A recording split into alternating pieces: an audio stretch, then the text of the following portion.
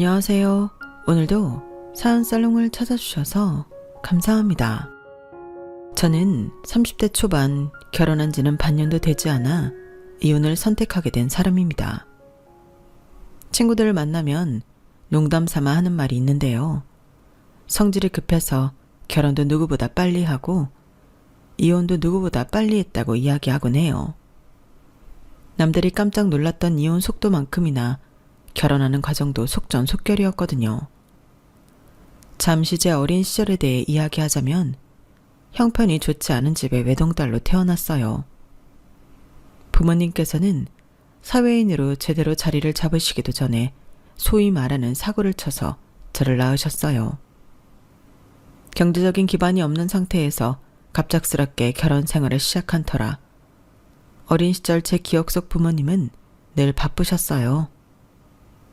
자연스럽게 저는 할아버지, 할머니 손에서 크게 됐고요.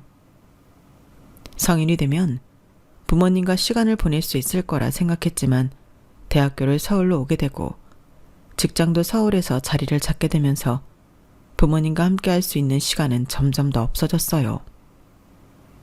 그렇게 20살 때부터 10년 가까이 혼자 타지 생활을 하다 보니 문득 연애만으로는 그 외로움을 채우기 힘들다는 생각이 들었어요. 그래서 30살이 되자마자 저를 평소 좋게 봐주시던 직장 상사분이 주선해준 소개팅에 나갔고 그렇게 남편을 만나게 됐어요. 이제 와서 하는 말이지만 막상 소개팅을 했을 때는 남편에게 큰 관심이나 흥미가 생기지 않았어요. 하지만 첫 만남 이후 제게 적극적으로 다가오는 모습에 호감을 갖게 되었죠. 관심이 가지 않는 상대이다 보니 저도 모르게 조금 소홀해질 때가 많았고 연락도 자주 하지 못했음에도 남편은 제게 꾸준한 관심과 연락을 줬어요. 휴일에도 제 컨디션을 최우선으로 생각해 만남을 강요하지도 않았고 가고 싶은 곳을 물어보고 함께 해줬죠. 하나부터 10까지 제게 맞춰주는 사람이다 보니 안 맞는 부분을 맞춰가느라 다툴 필요조차 없었어요. 어느 순간 그게 익숙해지다 보니 편안함을 느끼기 시작했고 남편이 저에게 맞춰주는 게 아니라 우리가 잘 맞는 거라는 생각이 들었죠. 주변에서도 저희가 만나는 모습을 보며 그런 남자는 없으니 잘해보란 소리뿐이었어요. 야, 요즘 그런 남자 없다. 요즘 남자들이 얼마나 재는데 그 사람은 순수하게 너한테 호감을 갖고 있는 것 같아서 보기 좋은데? 그러니까. 그리고 나이 들수록 조건 맞는 남자는 있어도 성향 잘 맞는 남자는 찾기 힘들다. 그것도 복이야. 친한 친구들마저 그렇게 인정해주는 분위기이다 보니 얼마 못 가서 저도 마음의 문을 열게 되었어요. 그땐 정말 사랑받는 기분이 컸고 그 기분이 좋아서 연애를 했던 것 같아요. 그리고 몇 개월이 지난 후 데이트가 끝나고 집으로 돌아가는 길이었어요. 저를 데려다주고 돌아가려던 남편이 갑자기 뒤를 돌아 제 손을 다시 잡더니 이렇게 말했어요. 우리 언제까지 이렇게 데이트 끝나고 헤어져야 해? 난 당신이랑 헤어질 때마다 너무 아쉬워. 나도 마찬가지야. 같이 있을 땐 너무 좋은데 헤어지고 나면 뭔가 공허하고 쓸쓸한 기분이야. 당신은 혼자 사니까 더 그럴 것 같아. 그래서 말인데 어차피 둘 다 나이도 있겠다. 우리 빨리 결혼해버릴래? 결혼? 너무 빠르지 않아? 늘 결혼하고 싶다는 생각은 있었어요. 주변에 저보다 빨리 결혼한 친구들이 가정을 꾸리고 사는 게 늘 부러웠거든요. 하지만 당시 남편과 사귄 지는 6개월이 이제 막 넘었을 때라 이른 감이 있었죠. 우리 나이에 빠르기는. 원래 이렇게 사랑에 눈멀어서 결혼하는 커플이 부부가 되어서도 잘 산대. 이것저것 생각이 많으면 그 생각 때문에 미뤄지다 결국 결혼 못하는 거고. 그리고 짧긴 했지만 우리 거의 매일 만났잖아. 이렇게 안 싸우는데 결혼한다고 뭐가 크게 달라질까?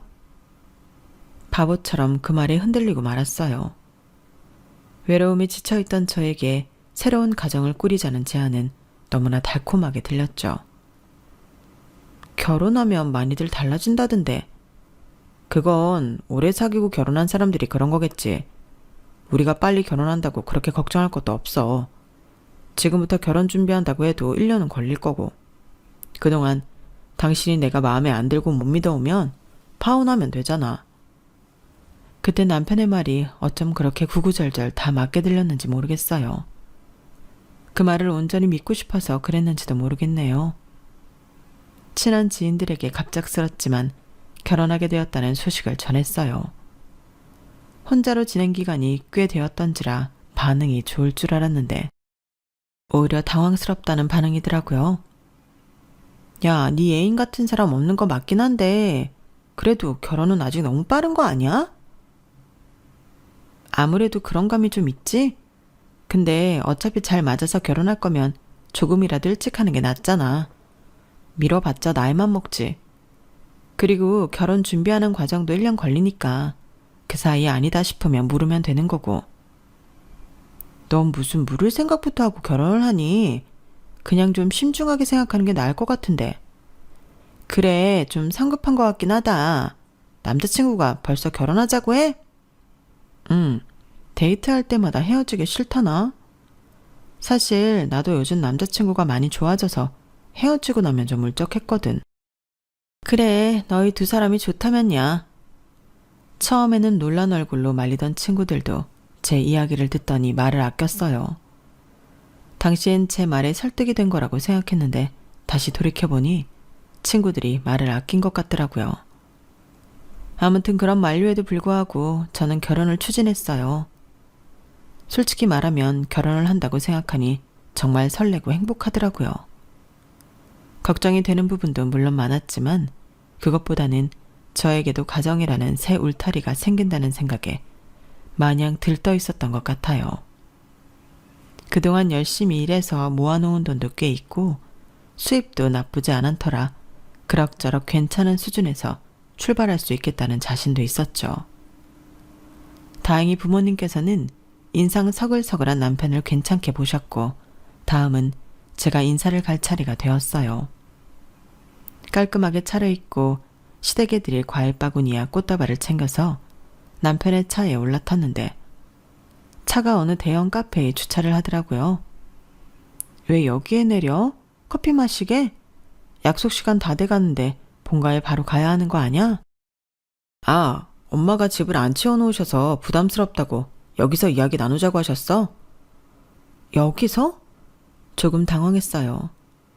아무리 집을 안 치워놨다고 한들 보통 사람들이 다 관례처럼 하는 걸 벗어났으니까요. 제 반응을 보고 남편도 조금 당황한 듯 했어요. 아, 당신 온다고 열심히 치웠는데 좀 부족하게 느껴지셨나 봐. 이사 계획 있으셔서 내가 봐도 집이 좀 난장판이긴 해. 그래서 그런 거니까 너무 이상하게 생각하지 마. 남편이 그렇게까지 말하니 더 이상 말하기가 힘들더군요. 시부모님과의 첫 만남은 그렇게 대형 카페에서 이뤄졌어요. 안녕하세요, 어머님, 아버님. 아우, 어서 와요. 이야기 많이 들었어. 반가워요. 다행히도 직접 만나 뵙고 나니 걱정과 이유 모를 찜찜함이 금방 사라졌어요. 두 분 모두 환하게 웃는 얼굴로 저를 반겨주셔서 긴장했던 마음이 빠르게 녹아내렸거든요. 그래, 결혼 준비는 잘 되어가고? 네, 틈틈이 하고 있습니다. 우리 지환이가 이렇게 참한 여자친구를 며느리로 데려와서 너무 좋으네. 안 그래도 만나면 이야기하려고 했는데 신혼집을 두 사람 대출해서 하려고 한다면서? 네, 아무래도 괜찮은 집에 살려고 하니 대출이 필요하긴 하더라고요. 아우, 그러지 마. 지환이가 아직 이야기 안 했지? 실은 지환이 결혼하면 우리 집에서 신혼집을 해주려고 하고 있었거든. 신혼집이요? 처음 듣는 이야기였어요. 제가 알기론 남편의 집이 형편이 안 좋은 건 아니지만 그렇다고 넉넉한 형편인 것도 아닌 걸로 알고 있었거든요. 놀란 눈으로 남편을 보자 남편이 머쓱한 듯 웃더라고요. 놀랐지? 나도 얘기 듣고 놀랐어. 엄마한테 집이 한 채 더 있다고 하시더라고요.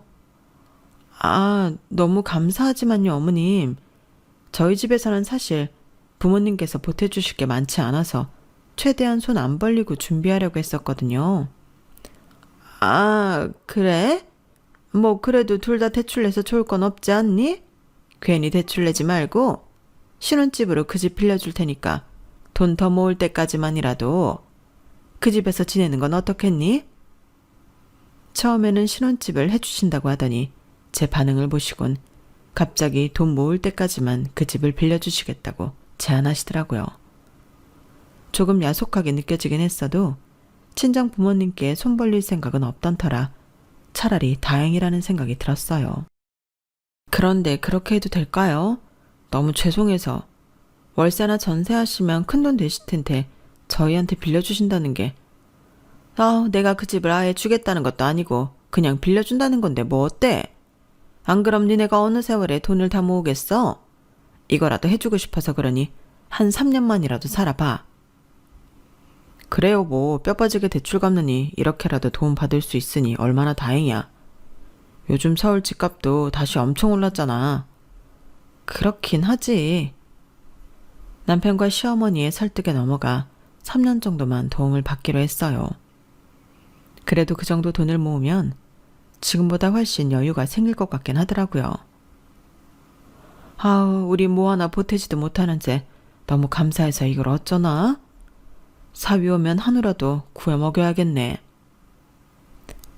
사실 결혼하면 집 문제가 반 이상인데. 그래, 그게 해결되었으니 남들보다 고생은 덜하면서 시작하게 됐구나. 참 다행이다. 항상 시부모님한테 잘해드려. 얼마나 고마운 분들이니. 친정 부모님께서도 엄청 좋아하셨어요. 그 모습을 보니 저도 안심이 되더군요. 보통은 결혼식 전에 이사를 다 해놓은 터라 저희도 당연히 그렇게 진행하는 줄 알았어요. 그런데 어머님께서 이렇게 말씀하시더군요. 마음 같아서는 당장 집을 뺏어주고 싶은데 지금 살고 있는 사람이 집 구할 때까지만 살게 해달라고 하도 사정을 해서. 너희 신혼여행 다녀온 뒤에나 입주가 가능할 것 같아. 그건 괜찮겠니? 네, 어쩔 수 없죠. 저희도 급한 건 아니니까 기다릴게요, 어머님. 그렇게 결혼식까지는 별 탈 없이 흘러왔어요. 여전히 남편은 제게 다정하게 대해줬고 시댁 식구들도 마찬가지였어요. 결혼식을 올리기도 전에 나 참 결혼 잘한 것 같다는 생각이 들 정도였으니까요. 집안 배경이 화려하거나 돈을 잘 버는 남자는 아니더라도 이렇게 세심하게 저를 맞춰주는 남자를 만났다는 게 천운이라고 느껴졌어요. 게다가 바라지도 않았던 집 문제까지 해결이 되었으니 정말 하늘이 절 돕는 것 같았어요. 다만 내심 마음에 걸리는 것 한 가지는 결혼식을 올리기 전까지도 시댁에서 저를 집에 초대한 적이 없다는 점이었어요. 만난 일이 많지는 않았지만 어쩌다 한번 만나게 되어도 늘 밖에서 식사를 했고 그럴 때마다 의아해하는 저에게 남편은 어머니가 집밥을 싫어하신다, 아버지가 집에만 계시는 걸 답답해하신다 등의 이유를 대가며 저를 안심시키려고 했어요. 그래도 곧 결혼하는데 시댁집 주소조차 제대로 모른다는 사실이 영 찜찜했어요. 주변 친구들도 이상하게 생각할까봐 차마 속 편하게 털어놓지도 못하겠더라고요. 하지만 찜찜한 마음을 해결하고 싶은 것보다 판도라의 상자를 굳이 열어보고 싶지 않았던 마음이 더 컸던 것 같아요. 그 상자를 열었다가 혹시나 지금 제가 믿고 지내왔던 행복이 다 깨질 수도 있으니 두려웠나 봐요. 그 덮어놨던 두려움이 그렇게 커질 줄은 정말 꿈에도 상상을 못했어요. 화려하진 않아도 나름대로 제 로망들을 실어난 결혼식을 올렸고 아름다운 휴양지에서 행복한 시간을 보내고 한국에 돌아왔어요. 저희가 앞두고 있는 건 오직 이사뿐이었죠. 신혼여행이 끝난 바로 다음 주가 이사 날짜로 잡혀 있었거든요. 신혼여행을 다녀와서도 당분간 따로 지내야 한다는 게 믿기지 않았지만 동시에 애틋하게 느껴지기도 했어요. 여보, 일주일 있다가 봐. 그래, 보고 싶을 거야. 그렇게 일주일이 지나고 이사를 가는 날이 되어서야 저희가 살 신혼집을 제대로 보게 되었어요. 대충 사는 지역만 알고 자세히 보는 건 처음이라 시부모님과 함께 남편이 운전하는 차에 몸을 맡겼는 게 생각보다 후미진 곳으로 들어가더라고요. 여보, 여기가 어디야? 왜 계속 들어가? 길 잘못 들어온 거 아니야? 아니야, 여기 맞아. 조금만 기다려봐. 그래, 맞게 가고 있다. 왜 이렇게 성질이 급하니? 들어가는 길이 험하기도 하고 치안도 안 좋아 보이는 골목이라 가면서도 제발 이곳 어디쯤은 아니길 기도했어요. 여길 지나면 사람 살만한 동네가 나오겠거니 얼마나 바라고 또 바랬는지 몰라요. 하지만 제 바람과는 달리 차는 얼마 못 가 한 허름한 빌라 앞에 멈추고 말았어요. 내리자. 네? 뭐해 다 왔어. 얼른 내려서 집 봐야지. 얼떨떨한 얼굴로 내려서 시부모님과 남편 뒤를 따라갔어요. 다 쓰러져 가기 직전인 6층짜리 집 꼭대기까지 계단을 타고 올라가시더군요. 당연히 엘리베이터는 없었어요. 우리가 큰맘 먹고 여기 주인집 니네한테 주는 거야. 방도 여러 개고 넓으니 쾌적할 거다. 선심 쓰듯 말씀하시는 어머님의 모습을 보며 그래도 겉보기와는 달리 안쪽은 괜찮으니 저리 자랑스럽게 말씀하시는 거겠지? 하며 마지막까지 희망을 놓지 않았어요. 하지만 문을 열면서 그 마지막 희망까지 처참히 부서지더군요. 어머님 말씀대로 나름대로 한 빌라의 주인집답게 큰 방도 3개나 되고 2명이서 살기엔 꽤 넓은 집이긴 했어요. 하지만 문제는 안쪽도 장난이 아니었어요. 얼마 전까지 사람이 살았다는 어머님 말씀과는 달리 사람이 살았던 흔적은 눈을 씻고 찾아봐도 없이 낡고 휑한 데다 군데군데 벽지까지 벗겨져 있더군요. 어머님이 말씀 안 하셨으면 폐가인 줄 알았을 수준이었으니 더 이상 설명하지 않아도 되겠죠. 여기가 말씀하셨던 저희 신혼집일까요? 주인집이라 아래층이랑도 분리되어 있고 방도 참 넓고 좋지? 아, 네. 그런데 표정이 왜 그래? 아, 생각했던 것보다는 집이 손볼 것이 좀 보여서요. 이걸 어찌 말해야 하나 싶어 최대한 돌려 말했는데 시어머니께서는 오히려 반갑다는 듯 웃으시더군요. 그래? 하긴 네가 인테리어 디자이너잖니. 사실 이 집이 오래되기는 해서 신혼 느낌이 나는 그런 집은 아니기는 해. 젊은 사람 둘이 신혼집 같은 분위기 내려면 아무래도 여러 군데 손을 보는 게 좋겠다. 리모델링이라고 하나? 이 집은 넓어서 리모델링만 하면 아주 쾌적하고 궁궐 같을 거야. 마침 네가 전문가라니까 다행이네. 네, 리모델링 맡기시려고요? 하면 좋지? 며느리가 전문가인데. 기다렸다는 듯 리모델링 이야기를 꺼내시는 시어머님을 보니 살짝 어이가 없었어요. 저희에게 주는 집도 아니면서 리모델링은 당연하다는 듯이 떠넘기는 모습이 원래부터 이런 의도로 집을 빌려주신다고 했나 의심이 들 정도였죠. 정신없이 이삿짐을 정리하고 나니 회의감이 들었어요. 우중충하고 습한 데다 냄새까지 좋지 않은 집에서 앞으로 살아가야 한다고 생각하니 정말 막막하더라고요. 여보, 근데 정말 이 집에서 살아야 하는 거야? 당신은 괜찮아? 당연히 괜찮지. 이 집은 무려 공짜로 사는 집인데. 그럼 당신은 대출에 허덕이면서 살고 싶어? 그것보단 나중을 위해서 돈 모으면서 여기에 짓는 게 낫지. 집이 좋진 않아도 넓잖아. 나도 어렸을 때 형편이 좋지 않아서 좋은 집에서 살아본 적은 없지만 이 집은 해도 해도 너무한 느낌이 드는데 게다가 이렇다는 말씀은 전혀 없으셨잖아. 그게 무슨 소리야. 엄마는 우리 생각해서 갖고 있는 집 중에 제일 좋은 집으로 주신 건데 이 집 이래 보여도 주인집이야. 제일 비싼 집이라고. 올라오면서 보니까 새도 안 나가는 것 같은데 비어있는 호수도 있고. 그래서 당신이 하고 싶은 말이 뭔데? 어머님 말씀대로 리모델링을 하든지 해야 그나마 살 수 있을 것 같아. 이렇게 우중충한 집에서 살았다간 우울증 걸리겠어. 그래, 그럼 하면 되지. 당신 전문이잖아. 당신이 알아서 잘해봐. 이제 우리만의 신혼집이니까. 근데 이 집을 받을 것도 아니고 어머님 소유집인데 함부로 리모델링 해도 되는 거야? 엄마가 하라고 했으니까 괜찮지. 오히려 리모델링 해드리면 엄만 좋아하실걸? 근데 그럼 리모델링비는 어머님께서 내시는 거지? 여기 리모델링해서 괜찮게 쓰려면 비용이 많이 들 것 같아서. 비용? 당신 회사에서 하면 무료로 어떻게 안 되나? 당신 이제 직급도 꽤 높잖아. 그게 말이 돼? 다 회사 돈 나가는 건데 이걸 어떻게 무료로 해달라고 해. 내 회사도 아니고. 아, 뭐야. 당신 대표님이랑 친하다며. 그럼 뭐 할인은 어떻게 안 되나? 무슨 할인받을 생각부터 해. 일단 어머님이 리모델링 의사가 있으시면 어머님 집이니까 어머님이 원하시는 대로 리모델링 해드리는 게 우선일 것 같아. 내가 말씀드려 볼게. 그날은 밤새 침대에서 뒤척였어요. 뒤통수를 맞았다는 생각이 지워지지 않아서인지 잠이 도저히 안 오더라고요.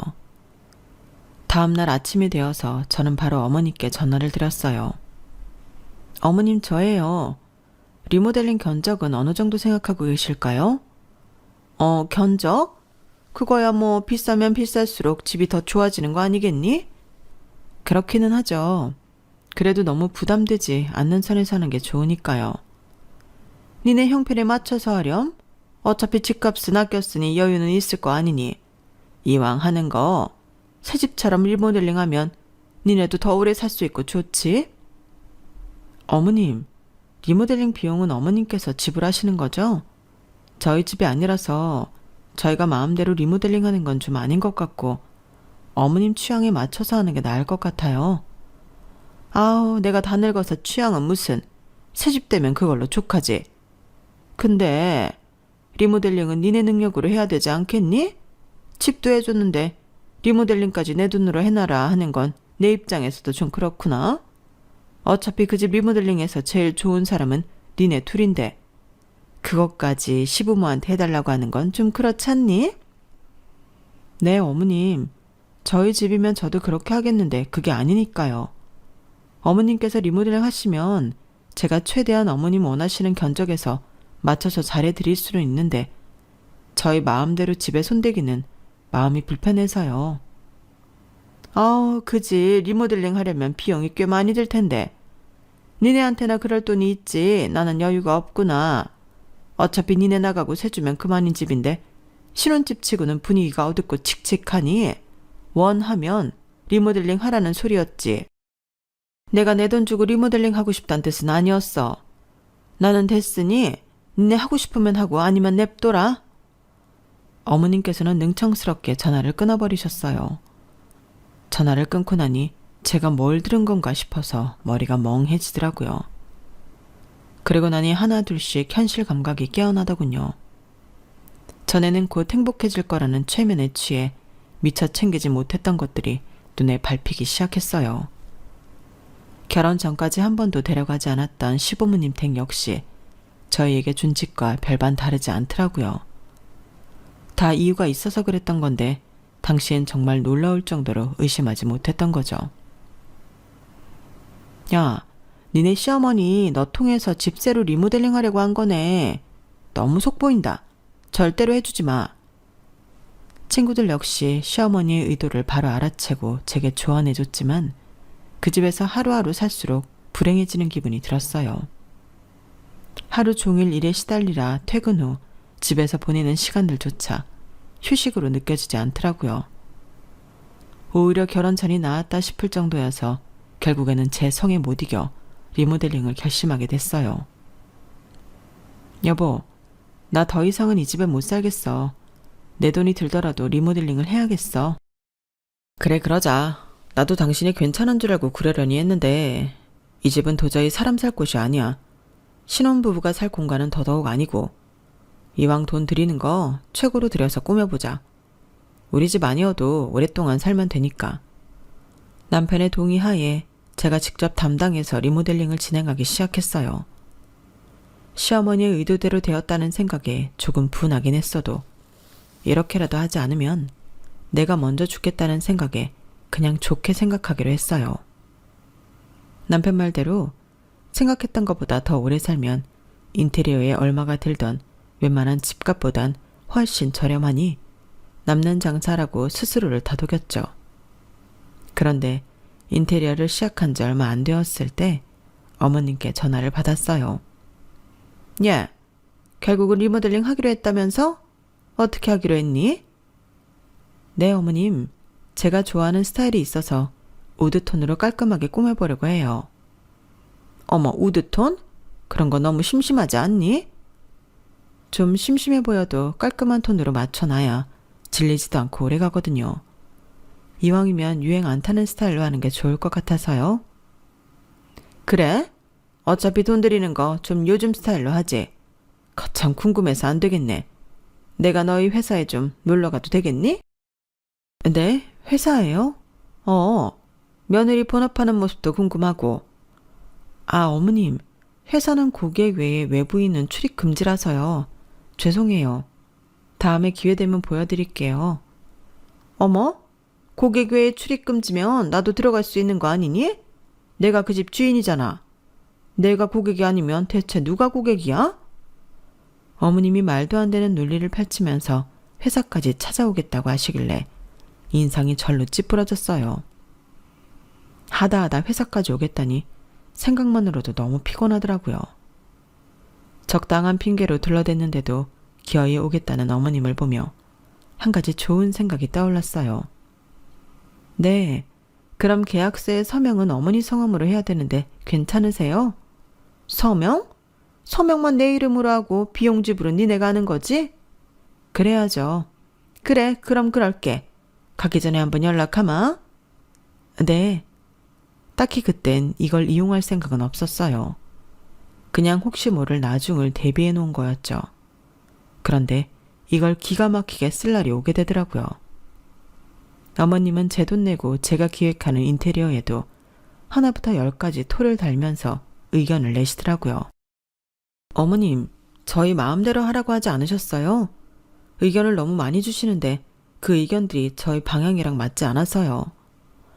아우, 그래도 그 집이 내 집인데 니네 취향으로만 맞출 수 있니? 나는 이런 건 영 취향이 안 맞아서 좀 빼주라. 어머님의 의견에 맞춰 하나둘 조율하다 보니 결국 나온 결과물은 제가 원하던 것과는 180도 다르게 나왔어요. 게다가 이것저것 고급 자재를 추가하고 요구가 많아지니 원래 잡았던 견적보다 비용은 훨씬 비싸게 나왔고요. 어머님이 회사에 오실 때마다 녹초가 된 저를 보며 대표님께서는 안쓰럽게 웃으시며 제 어깨를 쳐주셨어요. 우리 김 실장이 고생이 많네. 그나저나 견적은 이렇게 많이 나와도 괜찮은 거야? 회사 먹여 살리려고? 저도 그럴 생각은 없는데 어머님이 너무 우기셔서 거절하기도 영 힘들고 어쩌다 보니 이렇게 돼버렸네요. 시어머니 등살 이기는 며느리가 어딨겠어.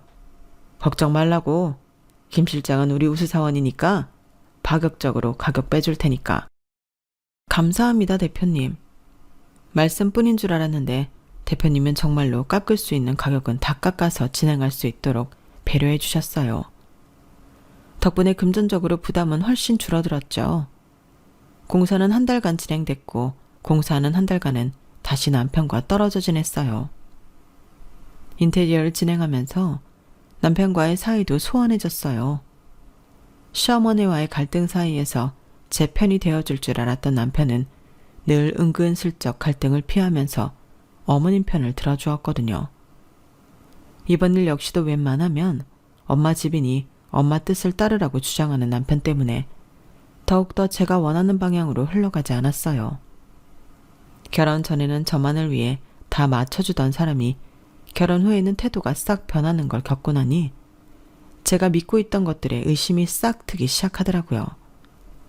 그래도 저는 마지막까지 신혼집만 아니었더라면 우린 괜찮았을지도 모른다는 한 줄기 희망을 품고 있었어요. 인테리어가 끝나고 집은 전과는 아주 다른 새 집이 되었어요. 남편과도 한 달을 떨어져 지냈던 탓인지 화사한 집에서 다시 생활을 함께 시작하니 이제야 비로소 신혼다운 느낌도 들고 좋더라고요.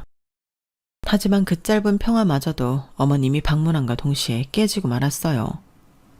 세상에 집이 좋아도 너무 좋다. 역시 우리 며느리 능력이 좋네. 어쩜 이렇게 내가 원하는 걸 찰떡같이 알아듣고 해줬을까? 마음에 들어도 너무 마음에 든다. 그치? 엄마 이런 집에 늘 살고 싶어 하셨잖아요. 이제 소원 푸셨어? 그럼. 역시 같은 집이어도 인테리어만 바꾸면 이렇게 새 집처럼 된다니까. 너네 적당히 살다가 나가면 이제 월세도 잘 나가겠다. 이 집 팔긴 아깝고 새는 안 나가고 얼마나 고추덩어리던지. 우리 아들 덕분에 팔자 폈네 폈어. 어머님, 그게 무슨 말씀이세요? 갖고 계신 집 중에 이 집이 제일 새 잘 나간다고 하지 않으셨어요? 더는 무슨 바보니? 너도 며칠 못 참고 바로 인테리어 한 집이 새가 나가겠어? 아니, 옛날엔 잘 나갔지. 근데 이제 빌라가 너무 노후돼서 그런지 잘 안 나가더라고. 요즘 젊은 사람들은 죽어도 고생하기 싫어하니까. 넓은 것만으로는 만족을 못 하더라고. 그 순간 정말 망치로 머리를 얻어맞은 것 같았어요. 새가 잘 나가는 집이라 세입자 내보내는 게 시간이 걸려서 신혼집에는 늦게 입주를 해야 한다는 말도 다 거짓말이었던 게 그날 탄로가 난 거예요. 그동안은 심증만 있고 아니겠지 했던 일이 사실로 판명이 나니 정말 미치겠더라고요. 더 기가 막힌 건 남편도 그 사실에 대해 전혀 놀라지 않고 이미 알고 있던 눈치였어요. 그날은 하도 충격을 받아서 그런지 반박할 말도 따질 힘도 없어서 오히려 입을 다물게 되더라고요. 전투 의지를 잃는다는 게 무슨 말인지 체감했던 날이었어요. 그렇게 힘들게 안 맞는 의견 조율해가며 만들어 놓은 새 신혼집조차 꼴보기가 싫더라고요. 인테리어 한 곳곳에 시어머니의 취향이 묻어있는 것만 봐도 소름을 끼칠 정도였어요. 하지만 시어머니의 소름 끼치는 행적은 거기서 끝나지 않았어요. 다음 명절은 지원이네서 모일 거야. 지원이네로 바로 오렴. 네? 어머님, 왜 명절인데 저희 집에서 모여요? 당연히 시댁에서 모여야죠. 예, 그렇게 넓고 좋은 집 놔뒀다가 뭐하게? 방도 많은데 멀리서 온 식구들 자고 가기도 딱 좋고. 그 집이 니네 집도 아니고 내 집이니 모이자고 하는 거 아니니? 이럴 땐 가족끼리 좀 같이 쓰고 해야지. 아무리 어머니 명인 집이어도 저희가 살고 있을 땐 저희 의사를 먼저 물어보셔야죠. 지금은 저희가 집 주인이잖아요. 네가 돈 한 푼 안 내고 그저 내 아들이랑 결혼했다는 이유만으로 그 집 주인이 된 건데 그게 주인이라고 할 수 있니? 그냥 좀 시어머니가 하자는 대로 하면 어디가 덧나? 그래 여보, 당신 집 문제에 있어서는 너무 예민해. 엄마 집은 좁잖아.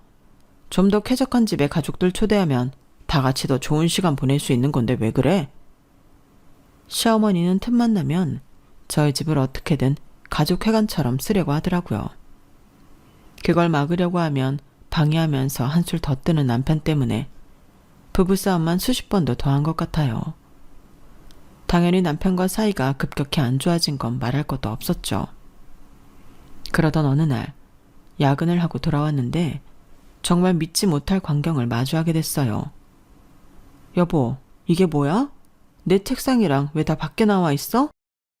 방이 하나 남아서 제 작업실 겸 서재로 두었던 방의 가구들이 다 거실에 흩어져 있었어요.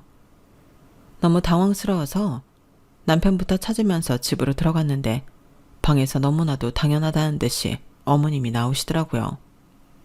며느리 왔니? 어머님이 왜 거기서 나오세요? 여긴 제 방인데요. 아우, 얘 또 시작이네. 너 아직도 말 안 했니? 아니, 지원이가 말이다. 글쎄, 나랑 이 사람 보고 여기 들어와서 살라지 뭐니. 방이 하나 빈다면서. 뭐라고요? 어머님이 가리킨 곳엔 아버님까지 계셨어요. 방 안을 자세히 살펴보니 제 짐이 싹 빠진 자리에 시댁에서 어머님 아버님이 쓰시던 침대와 옷장, 화장대로 가득 차 있더라고요.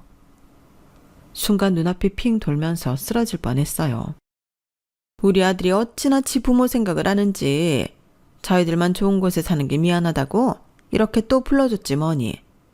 이래서 자식을 잘 낳아야 된다니까. 아들 덕에 좋은 집에 다 살아보는구나. 그러게 말이야. 우리가 다른 건 몰라도 자식 농사 하나는 끝내주게 지었어. 사사기 된 저는 아랑곳하지 않고 하하호호거리며 자기들만의 세상에 빠진 시부모님을 보니 환멸이 났어요. 뒤늦게 욕실에서 나온 남편을 보니 멱살을 잡고 싶은 충동에 사로잡히더군요. 여보 왔어? 아, 얘기 들었지? 그렇게 됐어. 뭐라고? 나한테는 말 한마디 상의도 없이 그렇게 됐다고? 결혼 전부터 지금까지 당신은 날 순수하게 대하긴 한 거야? 어떻게 당신도 당신 부모님도 이렇게 겉과 속이 다를 수가 있어? 뭐? 당신 제발 말 조심해.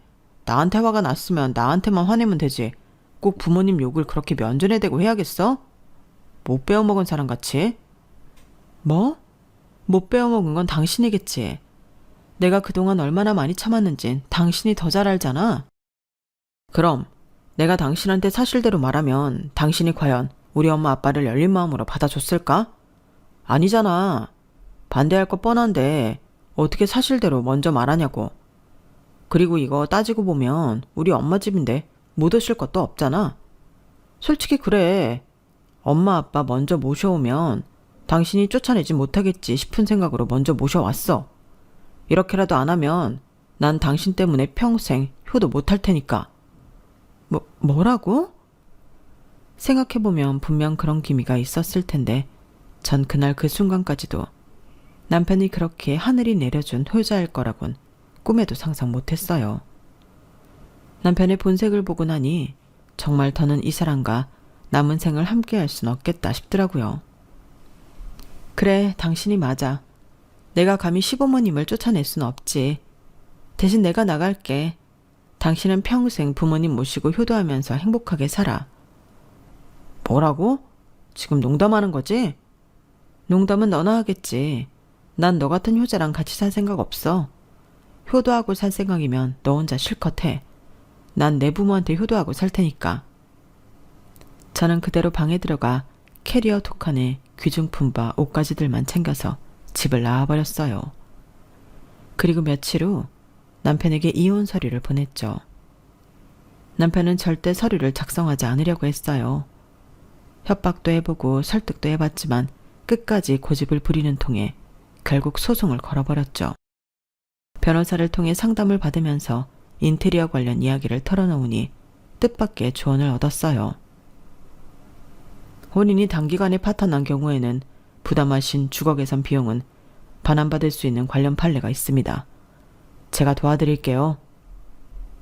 제 사정을 알게 되신 대표님께서 적극적으로 도와주신 덕분에 인테리어 비용 결제 내역과 시공 계약서, 그리고 어머님과 고객 상담 때 나눴던 대화 내용 녹취록 등을 쉽게 확보할 수 있었고, 그걸 가지고 이혼 소송과 동시에 법원에 증거 자료를 제출했어요. 제가 인테리어 비용으로 돌려받을 수 있는 금액은 1억 원으로 소송을 시작했어요. 재판 결과가 나오기까지 오랜 시간이 걸리긴 했지만 결국 법원에서는 저의 손을 들어주었고, 유책 배우자인 남편은 제게 1억 원이라는 어마어마한 금액을 갖게 되었죠. 말도 안 돼. 분명히 이 정도 금액은 아니었잖아. 아니라는 증거 있어? 그리고 그 정도 금액이 아니었더라도 그건 나로 인해서 혜택을 본 거지. 당신이나 당신 부모가 잘나서 해준 게 아니야. 이혼도 당한 마당에 이제 그만 정신 좀 차리지. 법원을 나서는 순간까지도 제게 징징대는 남편에게 한마디 제대로 쏘아준 후 저는 남편과 정말로 헤어졌어요. 연애기간과 결혼기간을 합쳐서 함께 보낸 시간이 2년 남짓밖에 안 되는 짧은 인연이었지만 그 어떤 인연보다 정말 지독했죠. 남편은 당장 갚을 돈이 없어 고민 끝에 그 싸구려 집을 처분한 모양이었어요. 재개발도 안 되는 지역에 지어진 낡은 집이었지만 그나마 인테리어를 새 것처럼 해놓은 덕분인지 팔리긴 했더라고요.